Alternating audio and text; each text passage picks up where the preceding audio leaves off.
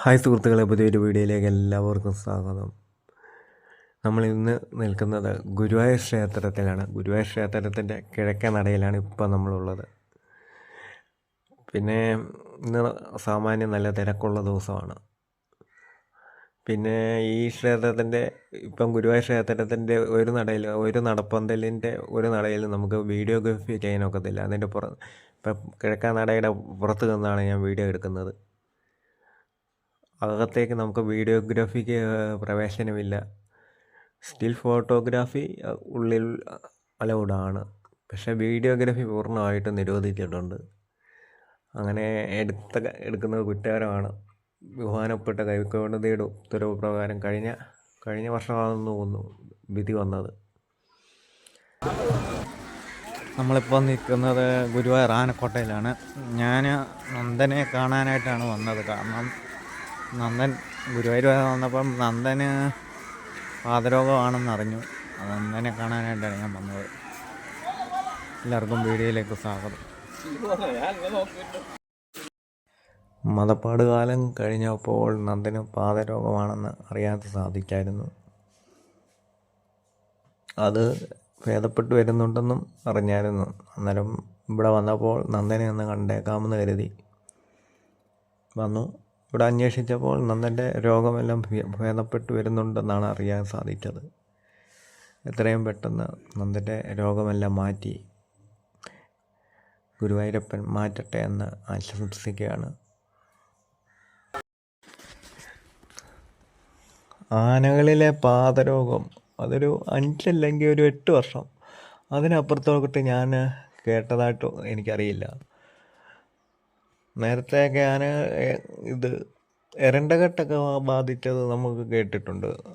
എരണ്ടകെട്ടെന്നൊരു രോഗം നേരത്തെ മുതലേ ആനകളിലുള്ളതായിട്ട് എനിക്കറിയാം.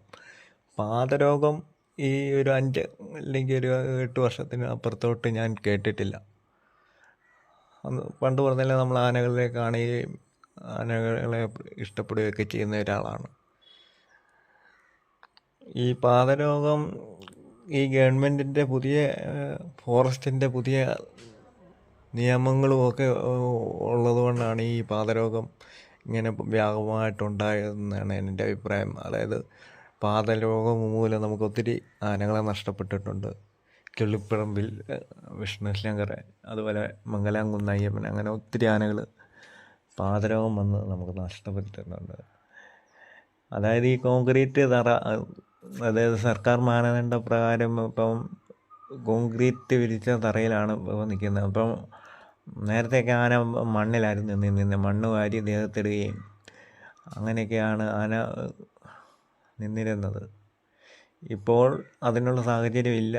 അന്നേരം ഈ ആനകളിൽ ഉണ്ടാകുന്ന അണുബാധ ഈ കോൺക്രീറ്റ് തറയിൽ ആന മൂത്രം ഒഴിക്കുകയും വരണ്ട വിടുകയും അന്നേരം മാസങ്ങളായിട്ട് ഇങ്ങനെ മതപ്പാടിലൊക്കെ നിൽക്കുമ്പോൾ ആനകളിൽ അണുബാധ ഉണ്ടായി. അങ്ങനെയാണ് ഈ പാദരോഗം കൂടുതലായിട്ടുണ്ടാകുന്നതെന്നാണ് എൻ്റെ അഭിപ്രായം. അതിനെ ശാസ്ത്രീയമായിട്ട് എനിക്ക് പറയാൻ അറിയില്ല, കാരണം നമ്മൾ ഈ ഫീൽഡിൽ.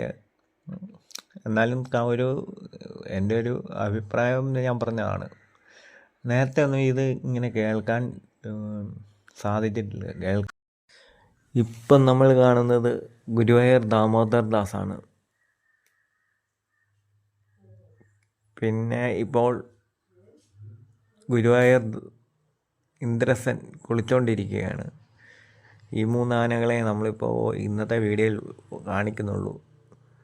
ബാക്കി ആനകളെയെല്ലാം നമ്മൾ പരിചയപ്പെട്ടിട്ടുള്ളതാണ്, നേരത്തെ ഉള്ള വീഡിയോകളിലൂടെ പരിചയപ്പെട്ടിട്ടുള്ളതാണ്.